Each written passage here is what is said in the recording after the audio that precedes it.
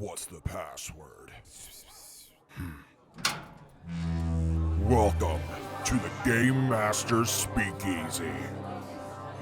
Brought to you by the record button.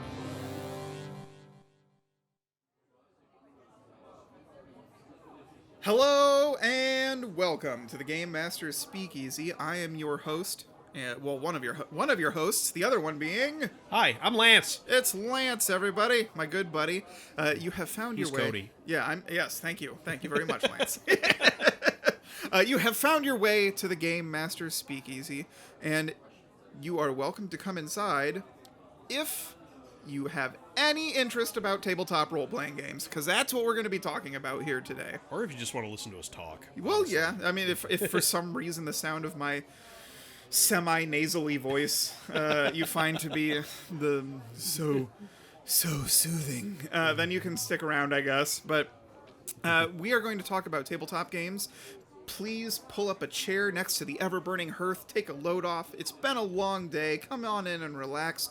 Go up to the bar. Today's bartender is Siobhan. Siobhan can serve you a nice, wonderful beverage of age appropriateness. Anything to your liking. I feel like sometimes that we should talk about the beer first. Okay, you want to talk about the Let's beer talk first? about the beer first. What is Siobhan served us today? We have a blood orange blonde ale from Second State Brewing, and it's good. I am not typically like a fruit beer guy. That's not kind of what I'm into, but this one's good. I like it. I mean, it's got like the orange is kind of a hint on the tail end of it, I was going to say it's subtle, rather than being like, which is a really pretentious way of what you said. Yeah, it's like the orange isn't punching you in the face. It just hangs out on the back end and waits for you to find it. And don't get me wrong, I know that blood orange is just a type of orange, but anything called blood orange kind of sounds like it would be Badass. right in your face about it. But I know that's just a type of orange, but still. I actually learned, I didn't learn that blood orange was a thing until I was like 29 or 30. Isn't it like the meat in the orange kind of reddish? Isn't that like what makes a blood orange? It Or is, like yeah, when you it's cut it a open, the darker- inside of it's like red instead of orange. Darker color. Yeah, Okay. I know that because of Animal Crossing. Anyway, let's move on. I'm manly. We don't want to talk about that. All right, so today's main topic is going to be about failure. So the entire episode is going to be about me. No, I'm just kidding. We will be talking about failing forward. That is to say, how you as a game master, or if you're a player, how the game master probably should, at least in our opinions, handle failure, whether it be because of your choices or the dice decided to, well, the dice decided. They don't always cooperate. That's that is- the whole random chance thing. Yeah, sometimes it'll get you. Which is part of why these games are fun, because if you wanted to just win, go write a book. Yeah, I was gonna say, you gotta have that chance of failure in order to really Yeah, but the best characters in books ratchet up experience tension. Yeah, they experience hardship anyway. So Right. All right, so the main topic's going to be about that, but we've got first a couple pieces of news. We haven't talked a lot about it, but what was it?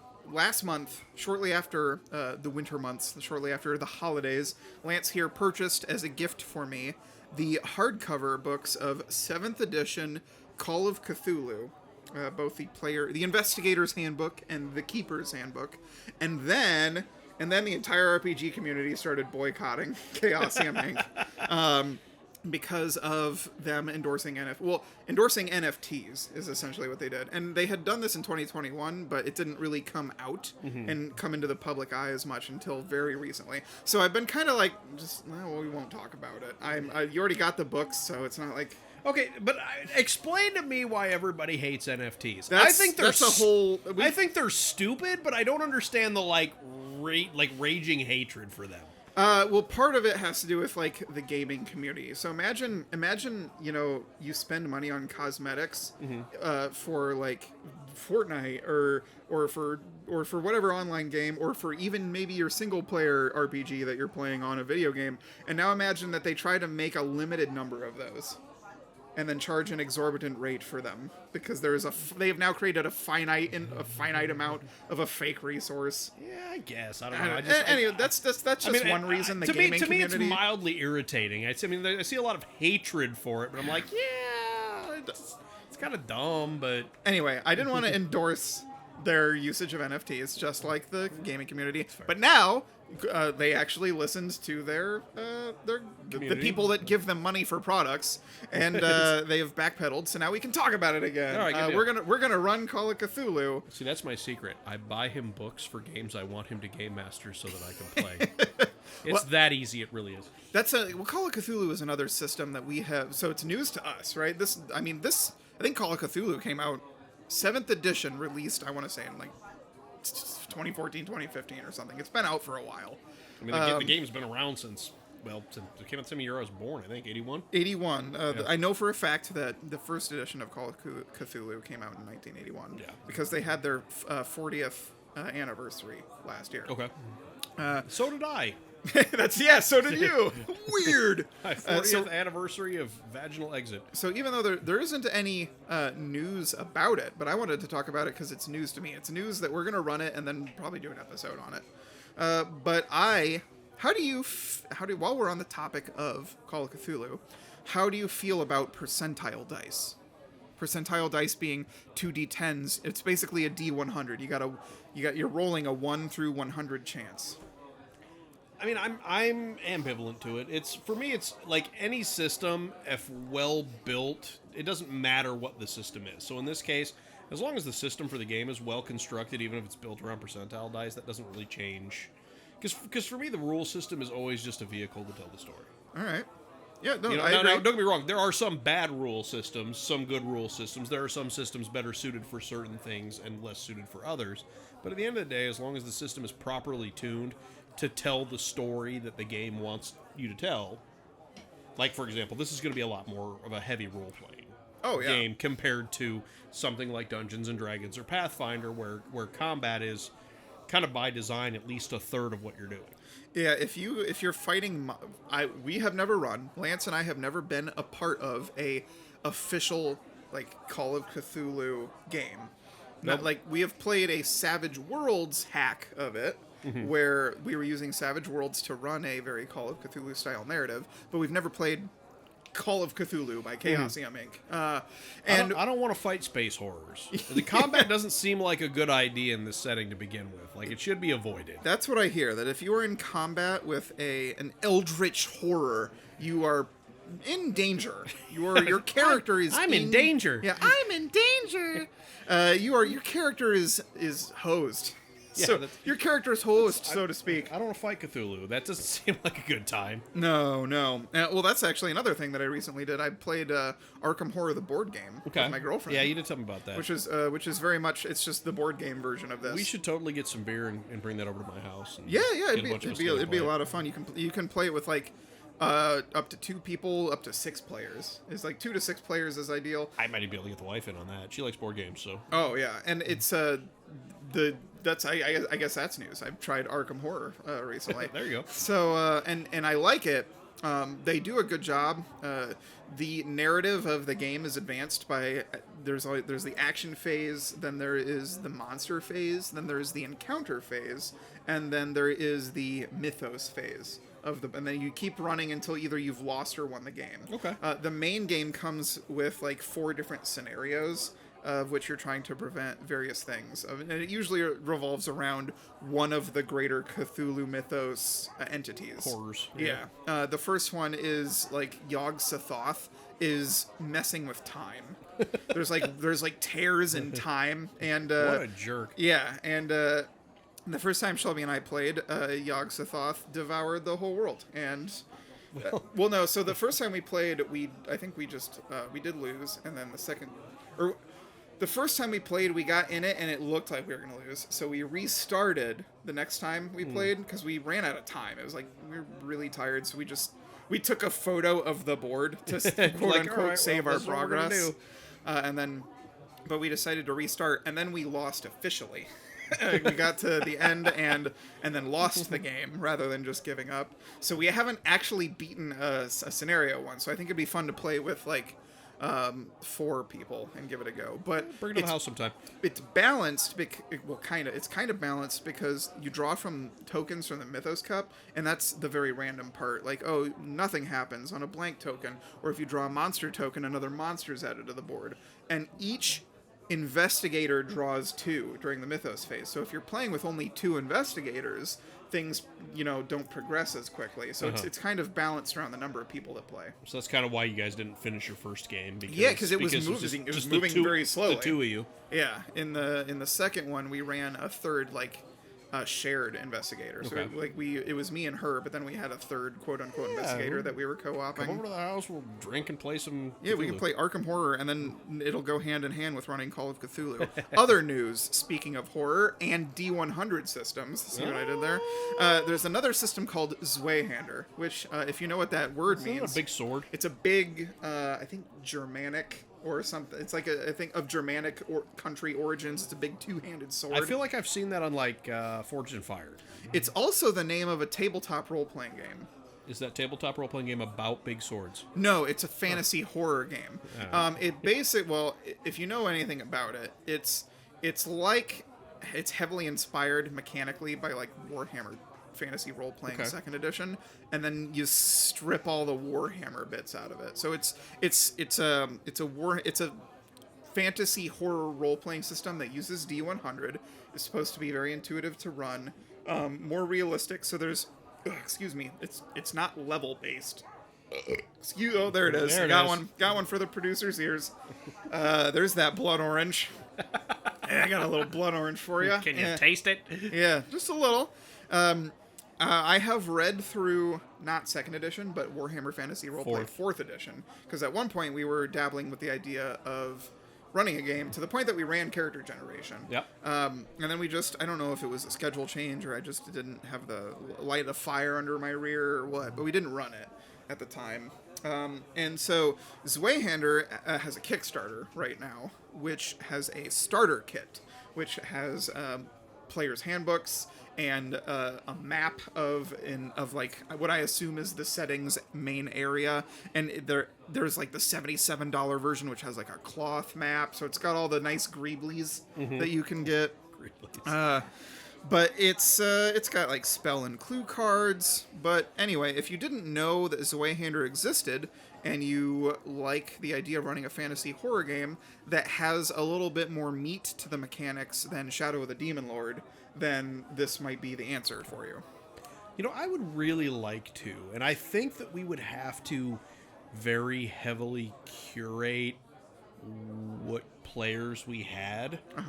But to do a legitimate horror game. That's true. That's going to be something that I have to talk to the group about in Call of Cthulhu, because it's not scary if people don't take it seriously. If you don't take it seriously, I am just as guilty as everybody else at the table, but I like to make jokes, and if you want to suck the feeling out of a good horror campaign, the best way to do it is to not take it seriously and make a lot of jokes. Yeah, I can't scare the party if everyone's screwing around on their phones and making dick jokes. Yeah, no, that's a thing that happens. Yep, absolutely. So for your generic fantasy game is fine, but if you want to keep an actual tone of dread, tension, and dread, you have to get people to be willing to buy in on it. Yeah. So going back to your discussion about mechanics fitting games, I like to equate it to the control scheme in a video game. For your mechanics to suit the type of game you're playing is kind of like how controls enable a player to interface with a video game. You want the controls to engage the player and be a gateway, not a closed door, right? To enable interfacing. As much as the tank controls sucked in the old Resident Evil games, it helped keep you scared. Because you didn't have that snap agility that you could use to move around. If something came up behind you, you knew you were slow turning, and it was horrifying. Oh yeah. Get your head knocked off by a hunter in the first Resident Evil, just whop right off your neck. You're like, what? Yeah. So in that exact same theme, finding a horror system that has mechanics to suit, because a lot of what people do these days is they just take 5th edition and they just hack it to fit whatever they need. And to a degree, that might work for your group, but I want people to take a step back and recognize there might be better options out there. If you want to just keep running 5th edition, that's fine, but I personally don't think it's good for a horror game. No, find a good rule set for what your theme is. Yeah. Because, 5th edition does a lot of things really well, especially fantasy setting stuff. You can homebrew whatever you want to do with it. That's good. But I honestly can't see anything in 5th edition or Pathfinder that what I would consider conducive to a horror setting. So find yourself a setting. I mean, sometimes it pays to kind of shop around and find a rule set that is going to be more kind of conducive to the vibe that you're going for. 5th edition might be good for kind of okay at a little bit of everything, but if it's not going to be good for horror, go find you a system that will.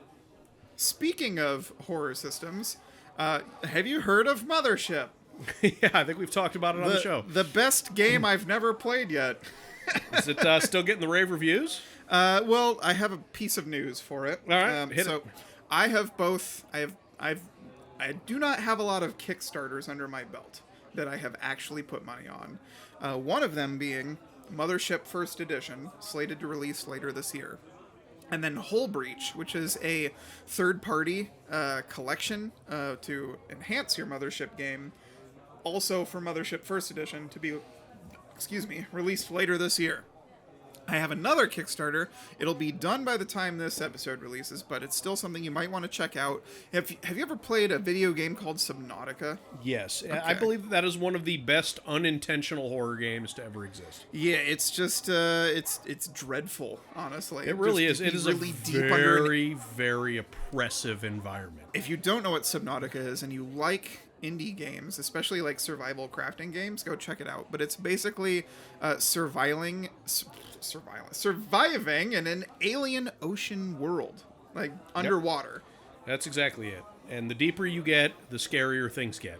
Yeah, because it turns out being super far away from fresh air in darkness terrifying. with crazy underwater alien creatures is terrifying. And you can build a pretty good sub at the end of the game. That's pretty neat. Like once you finally have that monstrosity. Oh yeah. So there's another indie game that I have not played called In Other Waters, but it's on my Steam wish list. And the person that made that, I think, is the person responsible for this.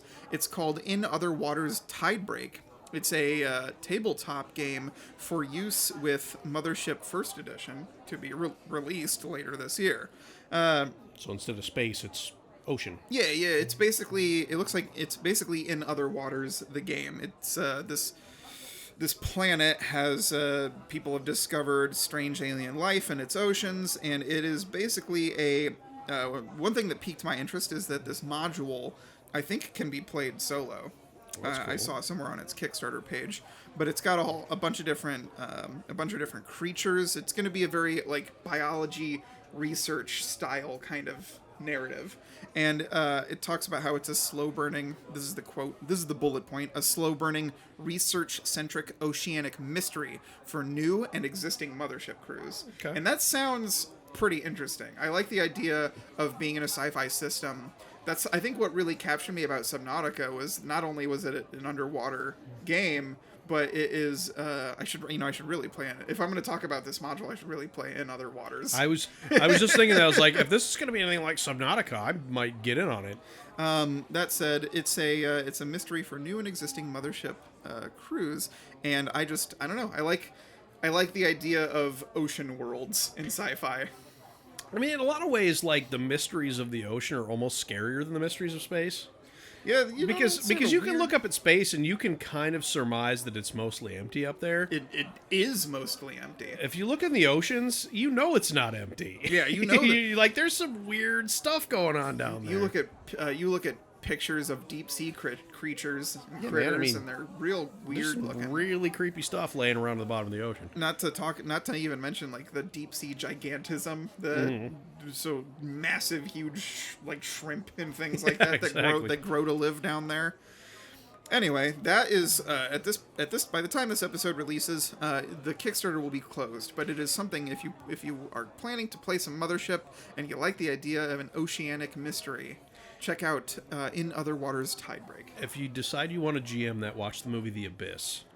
Oh, is that? I've never heard of this. Yeah, it's a underwater. Oh, gotcha. horror-ish. I mean, it came out in like the 80s, I think. It was an older movie, but it's... Ooh, I've been trying to crush out watch some older if you movies. if you decide you want to play some underwater kind of horror-esque or underwater mystery stuff, I would watch The Abyss. That sounds like good inspiration. Like we always say, use movies as inspiration. Oh, absolutely. All right, so what's happened recently in tabletop stuff? Have you done any work on the product, or have you just been crushing Monster Hunter Rise lately? Well, I mean, I've been crushing a lot of Monster Hunter Rise, but I have been doing a little bit of painting. Ooh. Mostly in preparation for. I'm working on a personal project that we'll eventually talk a little more about on the show. Yeah. Cody's in on it too. He's part of the team that's kind of working on it with me. We're working on that a little bit. Yeah, that's some of what I did this week. Yeah. Aside from further gather, you know me, I'm always. Well, honestly, I've been playing a lot of Total War Warhammer, but I noticed. I was on Steam too. but aside from that, I have also been prepping Call of Cthulhu. But I did recently do some work on this also aforementioned thing that you just said. Primarily the crafting related things. Stuff. Yeah, the crafting stuff. And let me tell you, we've mentioned before, the type of things that you Google as a game master to just use as reference. I have learned more about brewing beer. Oh yeah. In the last week than I've known my entire life. Yeah, you could have asked me about that. I've been studying that for a while for personal reasons that had nothing to do with the game. It's pretty interesting stuff. It makes you wonder. I don't give enough credit to earlier humans sometimes for it being as inventive. So they might. It's like they figured out how these things work, but they didn't know why these things work chemically, right? You know, they figure, oh, we need to add hops, or we need to add this. If to we put honey and water together and let it sit long enough, eventually it'll make alcohol. I mean, they don't know why it worked. The Vikings or Norsemen just probably thought it was the Pantheon's fault. Yeah, the gods like, oh, they give us mead. This is great stuff. Oh, thanks to the gods that we can make mead. But now we know why chemically things happen. Yeah, the science behind it all. I don't know the... Oh, I make my own meat. I know how that works. But I mean, other than that, I've mostly been working on character stuff, like my Call of Cthulhu character, my One Ring character, making sure we get that stuff done. Yeah, we're gonna be starting that stuff up pretty soon. So. Yeah, Call of Cthulhu is coming up on the next game night, and then the One Ring 2nd edition next week. Oh, actually, I'm gonna add an end tag piece of news, because now that you mentioned the One Ring, Free League, which is the company that makes the One Ring, Coriolis, Forbidden Lands, Mutant Year Zero, all these really quality RPGs. They have just announced a group finding society. Not how in you've got the D&D Adventurers League, you've got the Pathfinder Society. That Free League has their own thing now, which you can just. I'm sure if you put it into Google, you'll find it. I don't even remember the official name of it, but for those of you that like to look into organized play and play with strangers, which is something that we don't really do. Don't do a lot of that. We have a pretty dedicated group of people. Yeah. But everybody shows up for those of you needing to find a group for those type of games. There's a resource for that now, or coming very soon in the future. All right, so on to the main topic. The meat of this episode. Hey, it could be veggies. I like meat. Well, for those at home. It could, whatever your main entree. How about that? Dan's making a joke about that, right? I know. Lance likes meat. All right, so the main topic of this episode is going to revolve around failure. Not just, we've talked before about our failures as GMs. We want to talk about now about character failure and how you can react to it as the game master or as the player. Because right away, right off the bat, I want to encourage any tabletop role player who's listening to embrace the suck. is a saying you might be familiar with. We learned that in the military. Yeah, embrace the suck. Embrace the suck. So that is a saying that I want to encourage role players to also take heed of, because when you're trying to make an interesting character, encountering hardships encourages and nurtures a better story, right? Yeah. Yeah. I mean, you don't disagree, I assume. No, absolutely not. I mean, All your failure makes the success better too. it's literally part of the formula for the hero's journey. When you're trying to in much of literature, any character that follows the classic hero's journey, there's always a fall, right? Yeah. And then they learn a lesson, and then they come back and they're victorious. They're better and they're stronger when they come back. Yeah, exactly. God, you and I are nerds. We've been watching anime lately. Demon Slayer is so hot right now, and So good. The main character, so well animated. Every story arc, that dude's getting bones broken. Yeah, he took getting a sword through wrecked. he took a sword through the chin in this last God. arc. Yeah, that was bad. Yeah, and then he's still Spoiler alert. Yeah. Oh God. Yeah. Sorry. If you haven't seen the newest episodes of Demon Slayer, get on that. Yeah. I won't even judge you if you listen or if you watch it dubbed. Watch that stuff right now. My kid has watched most of it. Yeah, that's He's good. watching it dubbed, but I mean he's watching it, so that's plus. It's how it started. It's a good example of a good protagonist. It really is. Because unlike a lot of kind of protagonists in that vibe, he doesn't start off as crazy overpowered. Mm-hmm. They have a lot of arcs where he has to work super hard to get there. Well, it's a shonen anime, right? It's just like Naruto or Bleach or anything like that. It's always a youngish male protagonist getting stronger and overcoming bad guys, right? But I feel like Tanjiro does a wonderful job of really getting the crap beat out of him. It's like Dark Souls, the anime. He does. He gets slapped around hard. And so I want players in tabletop games to embrace that same sort of punishment. If you're rolling for stats and you have it, if your key ability score is okay, then embrace the fact that maybe one of your others ended up sucking. Embrace the dice when they decide to kick you in the shins. Yeah. Sometimes you roll a nat 1. It happens. You're going to roll over the course of your lifespan as many nat 1s as you will nat 20s, assuming your dice aren't weighted or screwed up. Yeah. Statistically. Well, you know what? It doesn't even have to be the dice that kind of screw you. Sometimes the narrative does. Mm-hmm. And embrace that. I mean, the last episode we talked about player conflict. Well, or character conflict. That's exactly how Aram got stuck in captivity for several years. That is true. Yeah, you had a narrative failure. That wasn't even an NPC stabbing him in the back. That was one of the other PCs. That was one of the other players. Between the shoulder blades. Yeah, well, I mean, right inside the wine glass, technically. But... so for the game masters listening, I want to talk to you for the rest of this episode about how to handle what happens when the players fail. I have taken it as a personal challenge because in the earlier episodes I talked about how I would stop fudging dice. That was my personal challenge. Currently, my personal challenge as the game master is to never ever say nothing happens after a dice roll. Mm-hmm. I want to avoid saying the words "nothing happens." If someone fails a dice roll, it should be no but, no and, yes but, yes and, things like that. Some form of narrative. Yeah.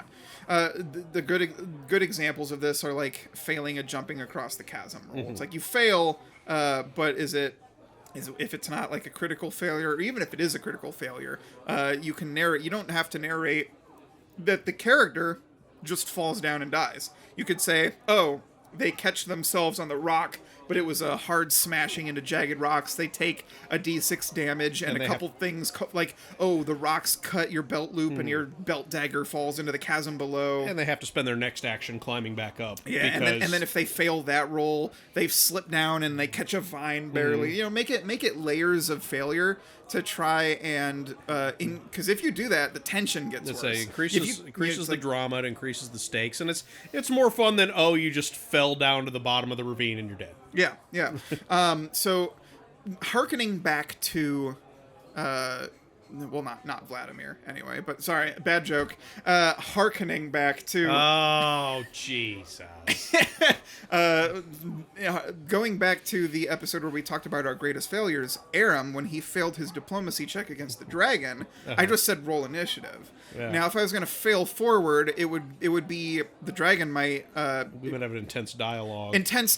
And a more shrewd negotiation or something. It's probably how I'd run it now. Rather than just saying, oh, he fights fights you, you are now in negotiations, but you have a disadvantageous position. Well, I mean, or something. even if we'd have ran the dialogue and at least I'd have kind of had a better idea of why I failed from the dialogue, I think that would have made it better. But that's lesson learned. I mean, that's that's as a GM, you're gonna screw some things up. Yes, you're and the objective is to learn from those things to make a better experience for next time. Yes. Screwing up is perfectly acceptable as long as you learn something from it. And that can be true both of the players, the game masters, and the characters can all screw up and fail and then learn something from it. And we're telling you to embrace that. Yep.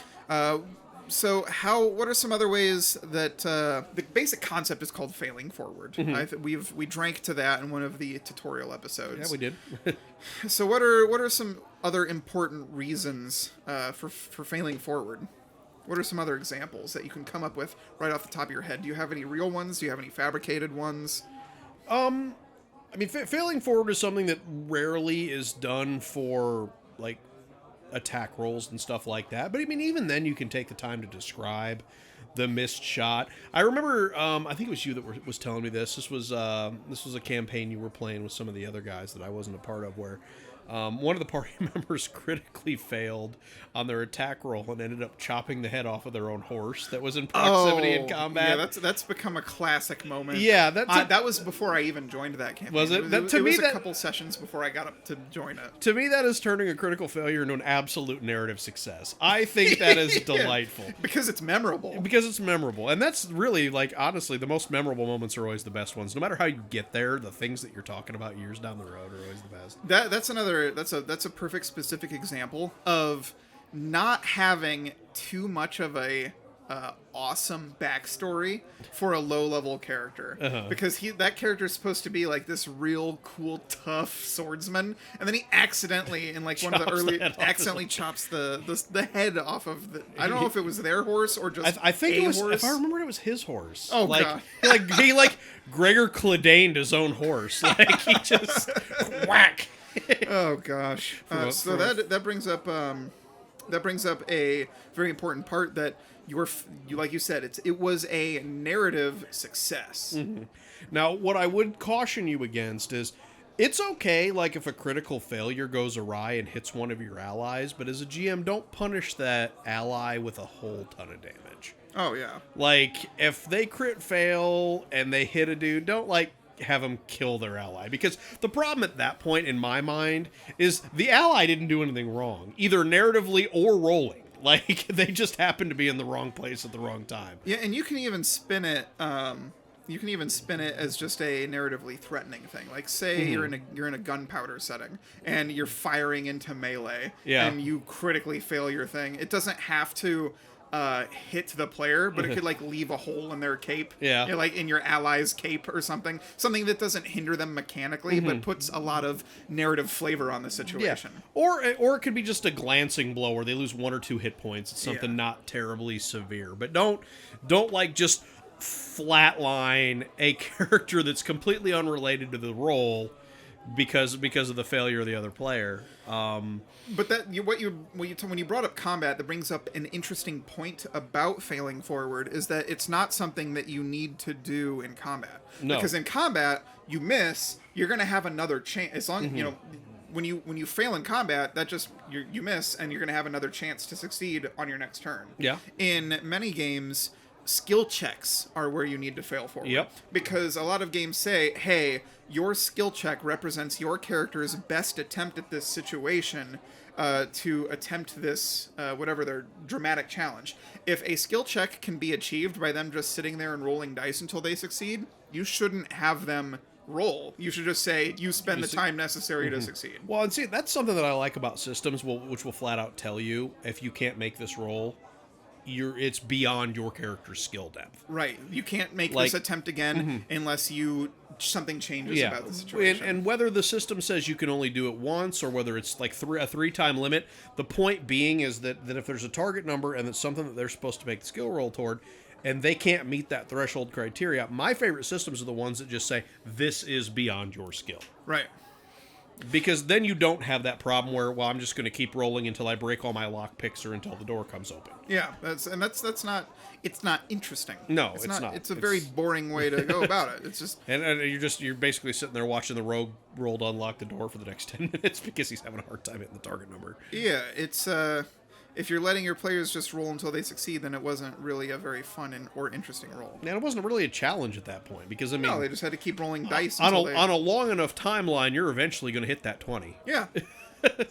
Now you could say, now if they, for a good example of failing forward, it would be, I will bring up Powered by the Apocalypse, which is a system that I have not played, I have not run, but I have read and understand enough of it to know why people like it. And it is a very narrative system that brings in the yes ands, no buts. Like, oh, do I succeed? No, but blank. So in your example where the rogue is trying to pick the locks, one of the outcomes might be yes, but you do manage to pick the lock, but it was loud and clunky, and now the guards behind the door are alerted. You know, or maybe you fail with a little bit of success, like you are unable to get the door open, but the say for instance you broke your lock picks, but you also broke the lock. Just different things that might. It's success with a cost is a lot of the time, or failure for success with a cost or price, or a failure with a silver lining. Well, right? Success with the cost was something that I felt like Lancer did pretty well too. Oh yeah, like their entire I think system so. was built on that predicate where They have there was risky like, rolls. Yeah, there was like full on success, and then there was like, yeah, you succeeded, but now you owe a guy a favor or something else that you had to you had to sacrifice a thing to get the thing that you wanted, which may come back later as a narrative tool for the GM to use, which is always nice to have. And a lot of these systems have it baked in. They recommend those advice. They have these things. It is. I'm not saying that you always have to do this. It is okay for sometimes the players to just fail. That something just happens, because that is it really depends on your style and where you're coming from. Everything is subjective. We can give advice, but it's not going to apply to every group, right? Or to every situation. You might some groups might swear by Powered by the Apocalypse, but you and we play a lot of D&D D20 style games these last couple of years, and in those games a lot of the time you just fail. But by rules as written. But as a GM, you can always flavor the failure. You Even can. if the end result is, yes, you fail, describe how they fail. Right. Put it into some context so that they understand it and so that it sounds good. You as the Game Master can also, when characters fail, try to do it in such a way that it's not the character's fault. Especially if you're playing like a heroic game. If you're trying to play heroes, you don't want to describe a failure as them blundering the attempt, but rather something going wrong. Yeah. So, If you're jumping over a ravine, instead of the player missing the ravine, maybe when their foot lands, the ground splits beneath them. Right. And they fall down, not because of their inability to cross the gap, but because an unexpected development. Because the ground that they landed on was not as stable as they thought it was. They hit the ledge and it breaks away. It breaks away, and then they're caught catching themselves on the ledge. Yes. It makes them feel better, even though it was technically their failure by roll. Yeah, it's makes very them important for heroic fantasy. Looks less or like even they were a swords and schlub. sorcery. Anything where you want the heroes to at least either they are badass by nature or by attempt or just the narrative. You don't want to turn them into comical buffoons. Some characters make good comical buffoons, Some but it usually might- they're designed to be deliberately that. Like most people Bog would want make to, a good comic Bog buffoon. would make that's true. It might make sense for Bog. As you develop your game master's intuition, you can kind of decide on the fly when it is and isn't appropriate. But many people want their characters to feel cool. They want to feel awesome. Oh, yeah. You want your character to be able to achieve feats not normal for the normal person. Like, I can't jump 20 feet. If I jump, I get winded. If I jump, it's a matter of perspective and scale. If I'm playing a barbarian and I've taken, especially if it's something that has to do with character builds. Right there, you've got like Shadowrun and D&D and other games where you have talents and skill points and things like that.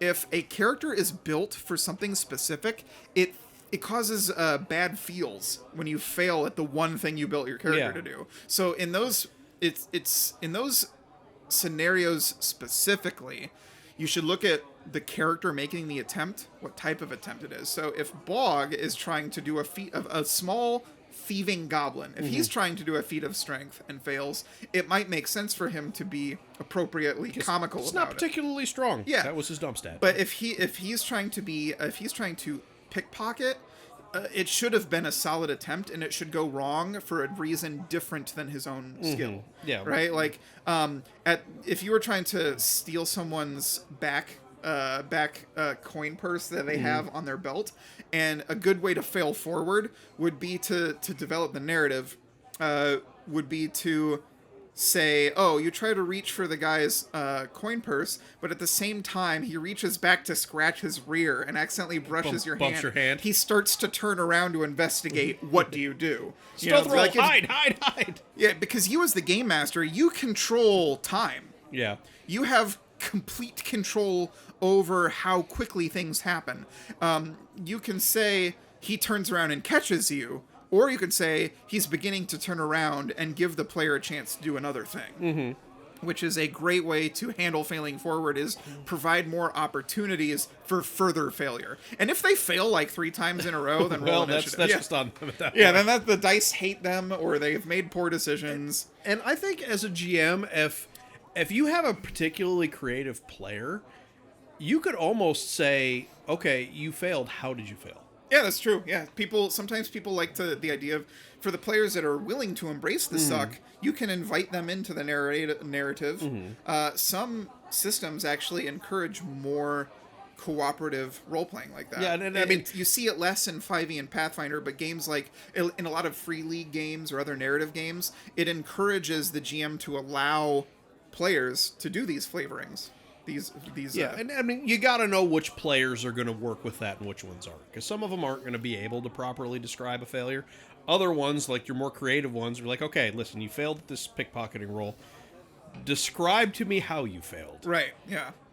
And kind of help steer them through that endeavor, because like you said, it might have just been that the dude reached back and brushed your hand, and it wasn't because you sucked. It was because the cosmos aligned itself in a way to just kind of screw you. It was the perfect pickpocket, except for the fact that he reached back at the same time you were trying to grab a coin purse. And it is completely within your right as the game master to immediately check them at the door, so to speak. So if they go ridiculously off the rails, you can say, well, no, but.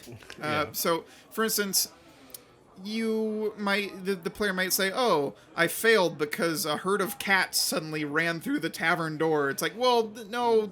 That does make sense. If you are the game master, you have the ability to check and balance these narrative tellings that the players are allowed to do. But most of the time, they're gonna keep it inside the rails. Well, and for the pickpocketing example, not on the rails, but inside the train car. Yeah. Well, for the pickpocketing example, it could be anywhere from the guy reaching back or to some bystander actually seeing you doing true. It might have been you a didn't different realize person that was there that called you out. And sometimes as a GM, if you let the player kind of inform how the failure happened, that's going to give you a lead to what the next thing you should do is. Because if they say, oh, well, maybe the guy, that was the homeless guy or whatever sitting over on this area, he saw me doing it and he said something. Well, if that's what the player gives you to work with, now maybe you say roll initiative, because he called you out and the dude you were trying to pickpocket from, that's true, did see you. And you left that in the player's hands. They had the opportunity to kind of flavor that. But if they do the whole, well, he reached back and brushed your hand thing, maybe then, if that's how they describe it as a GM, you give them a chance to roll a diplomacy roll to convince them that that's not what you were doing. You know what I mean? That you just accidentally happened to brush into them in the wrong time and give them something to play with.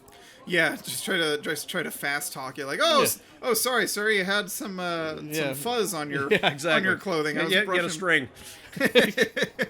And it's something that can surprise you as the game master, because as the game master, most of the time the players are the ones that are surprised by the mystery that you already have in your head.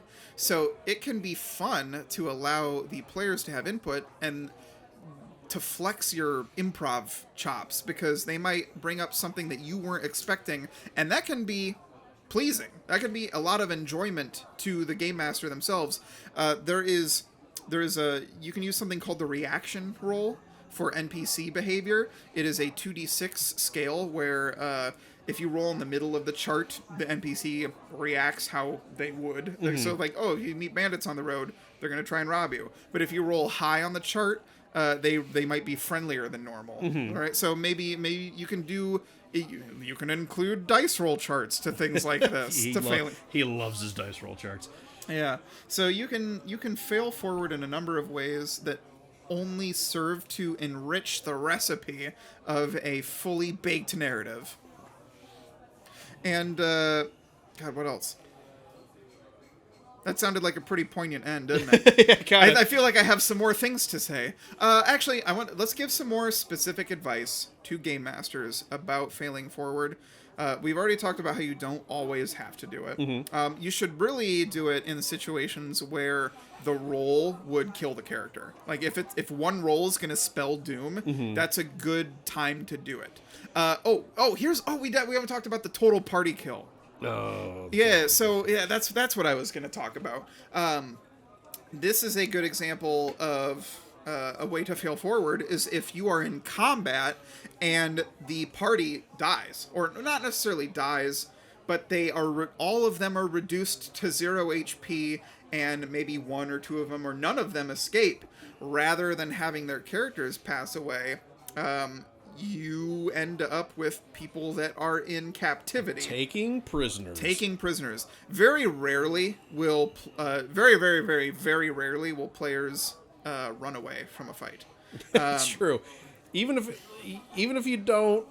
they don't think they can survive for, like, I don't know if it's and I'm guilty of it too, but like as a player, do we just not perceive the proper danger? It can be hard to, because when you're the game master, you see the challenge rating of the encounter, you know the stats of everything level, you're going to fight but against. As a player, it's usually a mystery. And unless people are running stock monsters in a system you're really familiar with, you don't know the stats of your opponent. See, I've always kind of thought about the concept, and I don't know if I've ever used it, but the concept of having almost a threat roll, like a player can make at the beginning of combat, to determine whether or not they're way out of their depth. Oh, like some sort of so they can perceive or intuit the an intuition roll where they're like, oh, this is danger, Will Robinson. Yeah, this is not what we want to be fighting right now. Maybe it's time to go. Yeah. And that can be that's a situation where you can fail forward, is if the entire party ends up in a total party kill. That's what a TPK is, where they all hit 0 hit points, they've lost combat, they're on the ground.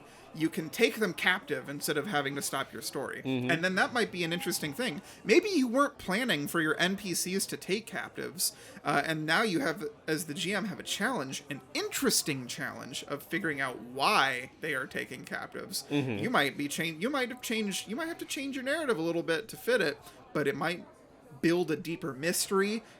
I can see a thought in your head. Well, it behooves you to make sure that you're kind of gauging your NPCs when you do this. Because, like, if the NPCs, for example, are not humanoid, if they're animals or monsters with non-human intelligence, they're not taking captives. No, they're going to kill your party and eat the corpses. That's what they're going to do, and that's like, well, especially if you're fighting like brain-eating zombies. Yeah. They might stop in combat to eat your buddy. Exactly, but like devils, for example, they've got motivations all their own. I mean, devils, any humanoid, mind flayers.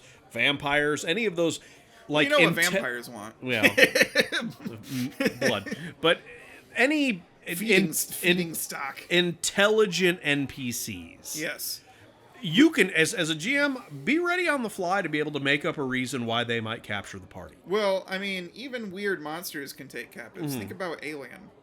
Yeah, that's true. That's true. You might have monsters that take captives too. No, which makes for an even more interesting. Why did this monster take captives? You wake up. Why am I cocooned to this wall? Luke Skywalker got captured by a Yeti. That's true. Yeah, he was a snack saved for later. So yeah, try and if it's very important to you and your party to keep running the same narrative, you can fail and still head towards the goal. Oh, absolutely. Yeah. I mean, it's, you might, because I know that I think we've all had this happen where you'll put your players in combat and your expectation was that they were going to succeed. Even if it was going to be a rough success, it was going to be a success. Yeah. You weren't planning on ending the campaign in that moment, and the dice didn't cooperate, or maybe the players made a bad decision, or maybe the NPCs made a really good decision on their part. True. And all of a sudden, this combat that you built for the players to struggle with but survive becomes just a total bloodbath. The players are just, they're dying, and you're thinking, I don't want this campaign to end. I've got a whole lot of cool ideas for this. Let's not put a stop to it right here.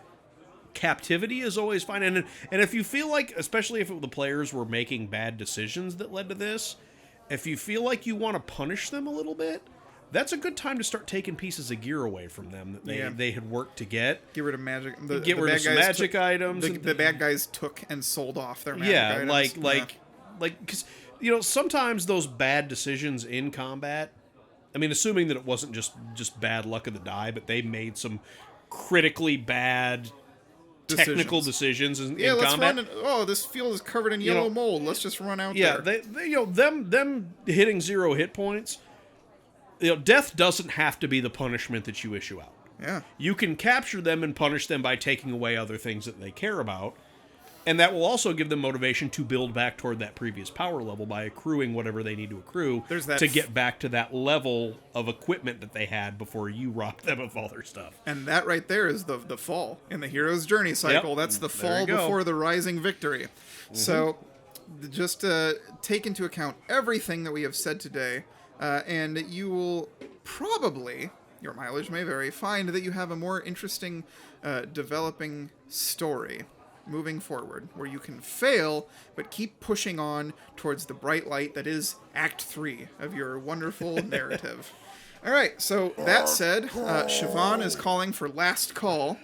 I hope you have enjoyed your time here with us today in the comfort and warmth near the ever-burning hearth.